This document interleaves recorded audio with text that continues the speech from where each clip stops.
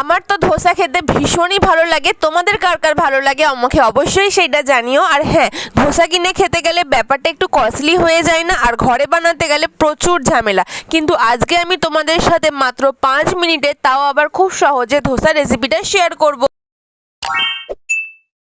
এখানে আমি প্রথমেই নিয়েছি 1 বাটি ভর্তি চালের গুঁড়ো। এই চালের গুঁড়ো দিয়েই কিন্তু তোমরা অনায়াসে 7 থেকে 8টা ধোসা বানিয়ে নেবে। তারপরে আমি ওপর থেকে দিয়ে দিলাম পেঁয়াজ কুচি, দিয়ে দিয়েছিলাম গাজর কুচি, বিনস কুচি,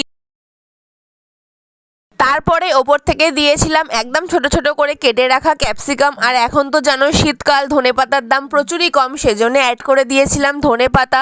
ঝালের জন্য দিয়েছিলাম কাঁচা লঙ্কা, তোমরা চাইলে এখানে চিলি ফ্লেক্সও ইউজ করতে পারো। তারপরে দিয়ে দিয়েছিলাম স্বাদ অনুযায়ী নুন।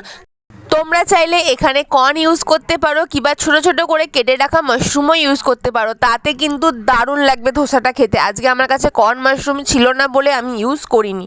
তোমরা আবার ভাবতে পারো ধোসাতে কর্ন দিয়ে দেখবে খেতে কেমন লাগে, আমাকে তারপরে জানাবে। তারপরে আমি সমস্ত উপকরণগুলোকে বেশ ভালো করে মিক্সড করে নিয়েছি। তারপরে আমি ওপর থেকে দিয়ে দিয়েছিলাম জল। জলের পরিমাণটা এখানে বেশ অনেকটা লাগবে, প্রায় আমি এখানে 1 বাটি চালের গুঁড়োর জন্য 1 লিটার জল ইউজ করেছিলাম। চাল অতিরিক্ত জল টানে, সেই জন্য জলের পরিমাণটাও বেশ খানিকটা লাগবে। তোমরা দেখতেই পাচ্ছ আমি এখানে বারবার করে কিন্তু অনেকটাই জল দিচ্ছি আর ভালো করে মিক্সড করছি। যতক্ষণ কিনা এই ব্যাটারটা বেশ একটু পাতলা হয়ে যায় ততক্ষণ কিন্তু জল ইউজ করতেই হবে।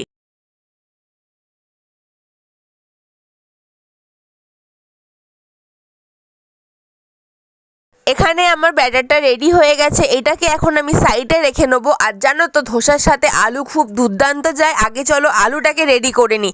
তার জন্য প্রথমে এখানে আমি দিয়েছিলাম সাদা তেল। তেলটা ভালো করে গরম হয়ে এলে বেশ খানিকটা দিয়েছিলাম কালো সর্ষে। ওপর থেকে দিয়ে দিয়েছিলাম আগে থেকে ভিজিয়ে রাখা ছোলার ডাল। তারপরে দিয়েছিলাম একদম পাতলা পাতলা করে কেটে রাখা পেঁয়াজ কুচি। এবার সমস্ত কিছুকে সামান্য হালকা করে আগে ভেজে নেব। তারপরে ওপর থেকে দিয়ে দেবো বেশ খানিকটা কারি পাতা।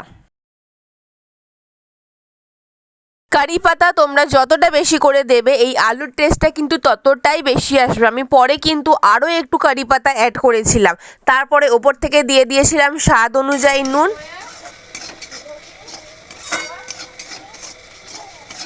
এবারে আমি অ্যাড করে দেবো আলুটাকে আমি আগে থেকে সিদ্ধ করে রেখেছি, করে হালকা করে ম্যাশ করে নিয়েছি। এবার সমস্ত এই মশলাগুলোর সাথে আলুটাকে বেশ ভালো করে মাখাবো।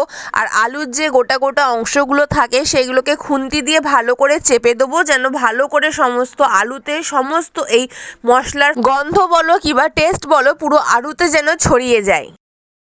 তারপরে আমি ওপর থেকে অ্যাড করে দিয়েছিলাম পরিমাণ মতন হলুদ গুঁড়ো, আর দিয়ে দিয়েছিলাম ধনেপাতা। তোমরা কিন্তু আলুতে এই ধনেপাতাটা দেবে, খুব সুন্দরই একটা টেস্ট আসে।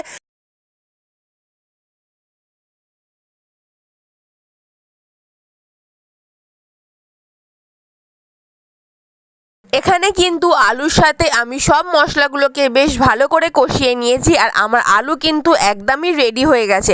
তাহলে চলো আজকের মেন রেসিপিটা বানিয়ে ফেলি। এখানে সব কিছুকে আবারও বেশ ভালো করে একবার মিক্স করে নিয়েছি। তারপরে এখানে আমি নন স্টিকের প্যান ইউজ করব আজকে। তার উপরে দিয়ে দিয়েছিলাম সাদা তেল। তেলটা বেশ ভালো করে গরম হয়ে এলে যেই ব্যাটারটা আমি বানিয়ে রেখেছিলাম সেই ব্যাটারটা ঠিক আমি এইভাবে দিয়ে দেবো। আর তোমরা 4 থেকে 5 মিনিট পরেই দেখবে ব্যাটারটা কিন্তু নিচে থেকে পুরো পারফেক্টলি কুক হয়ে গেছে, যেমন কিনা ধোসা হয়। কতটা দেখো সুন্দর হয়েছে, নিচে কিন্তু একটুও লেগে যায়নি, পুরো পারফেক্টলি কিন্তু ধোসাটা উঠে যাচ্ছে। তারপরে আমি যে আলুটা এক্ষুনি রেডি করলাম সেই আলুটা আমি দিয়ে দিলাম। তোমরা চাইলে এখানে আরও অনেকটা পরিমাণে আলুটা দিতে পারো, কিন্তু আমি আলুটা একটু কম খাই বলে কম ইউজ করেছি। তারপরে আবার একটু তাওয়াতে আমি জল দিয়েছিলাম, জল দিয়ে ভালো করে পরিষ্কার করে নিয়েছি। তারপরে আবার সেই সেম প্রসেস, প্রথমে একটুখানি তেল দিয়ে দেবো, সাদা তেল। তেলটা বেশ ভালো করে গরম হয়ে গেলে এরকমভাবেই আমি ধোসার ব্যাটারটা দিয়ে দেবো। তোমরা চাইলে ওপর থেকে তেল দিতেও পারো, নাও পারো। আমি এটাতে একটু তেল ইউজ করেছি যেন ধোসাটা ওপর থেকে বেশ ক্রিস্পি হয়। তারপরে আবার সেই আমি আলুটা অ্যাড করে দিয়েছি।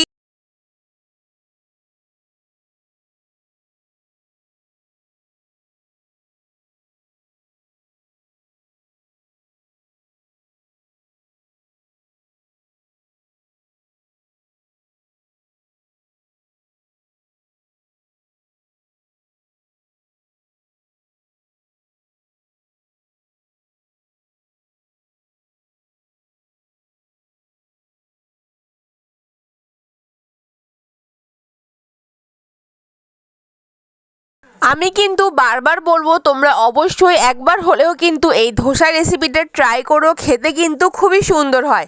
তাহলে চলো আজকের রেসিপিটা তোমাদের কেমন লাগলো আমাকে অবশ্যই জানিও। ভালো লাগলে অবশ্যই লাইক কমেন্ট আর সাবস্ক্রাইব করে দিও। তোমাদের লাইক কমেন্ট আমাকে উৎসাহ করে প্রত্যেক দিন নতুন নতুন রেসিপি তোমাদের সাথে শেয়ার